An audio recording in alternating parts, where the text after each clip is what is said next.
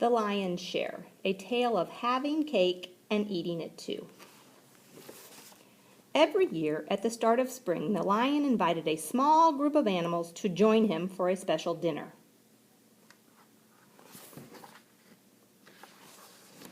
The ant had never dined with the king before. She was very nervous and wanted to make a good impression. When the day came, she arrived exactly on time, not a minute too soon or a minute too late. Sometime later, the beetle arrived, then the frog, the macaw, the warthog, the tortoise, the gorilla, the hippo, and the elephant. They were all late. When dinner was served, the ant was shocked at how the others behaved. The elephant talked about himself constantly, the hippo never wiped her mouth, the gorilla threw his food, and the warthog tried to eat the flowers. What strange manners, thought the ant. She looked to the lion, who said nothing. After dinner, the table was cleared, and a large cake was brought out for dessert. The lion passed it to the elephant. "Please help yourself," he said. The elephant looked at the cake. "I could eat this in one bite," he thought, but that seemed greedy. With a grand gesture, he cut the cake in half and passed the rest to the hippo. "What a pig," thought the hippo. "But if he's taking half, then I'm taking half of what's left." She made a slice down the middle and handed the remaining 1/4 of the cake to the gorilla. This continued around the table as each animal took half of the remaining cake and passed the rest on until it finally reached the ant. As she struggled to cut the tiny slice in two, it crumbled to pieces on her plate. All of the animals turned to her. "Typical ant," said the elephant. "She thinks only of herself. When the cake came to me, I shared it." "I know," said the hippo. "We all did." "Doesn't she know the king hasn't eaten yet?" scoffed the tortoise. The warthog, who was sitting in her cake, simply shook her head in disgust.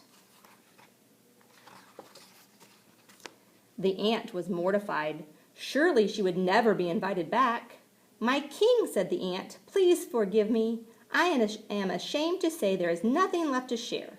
But if you will allow, it would be my honor to bake a special strawberry sponge cake just for you tomorrow. It is my grandmother's recipe, and I think you will enjoy it." The king smiled. "Thank you," he said. "You are very generous." "Who does she think she is?" thought the beetle. He scampered over to the lion's plate. "My king, to show my thanks, I would like to bake you 2 cakes tomorrow, double chocolate fudge." "Hey, king," said the frog, "I'm going to bake you 4 raspberry layer cakes tomorrow. That's twice as many." "I can top that," announced the macaw. "I shall bake the king twice as many carrot cakes, 8, and he shall have them tomorrow." "Then I'll bake twice as many mud cakes," snorted the warthog. "How many is that?" "Exactly 16, said the tortoise. "Really?" said the warthog. "That sounds like a lot." "Maybe for you," said the tortoise, "but I'll be happily to bake twice that. 32 apple walnut cakes will be ready by tomorrow afternoon." The gorilla looked at the tortoise.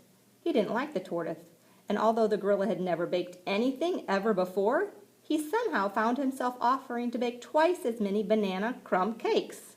64, asked the king. "Are you sure?" The gorilla nodded, but he didn't look sure. All eyes turned to the hippo. "Naturally," she stammered, "it will be my honor to bake twice as many spice cakes. Let me see." She took out a piece of paper and began to scribble some numbers. Her hoof was shaking as she put down the pencil. "This can't be right," she said finally. The gorilla grabbed the piece of paper. 128, he announced with a grin. The elephant was crestfallen, but he had to top the hippo. Elephants were twice as good as hippos. With a deep breath, he announced, "And I, the great elephant, shall bake twice as many as the hippo. 246 peanut butter pound cakes."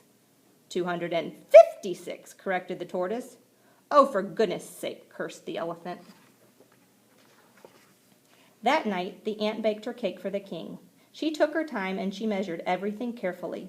She spread the frosting as smoothly as she could and then decorated the top with sprinkles. It was a very fine cake. The next morning, she delivered it to the king. "Such a fine cake," said the lion. "Won't you share it with me?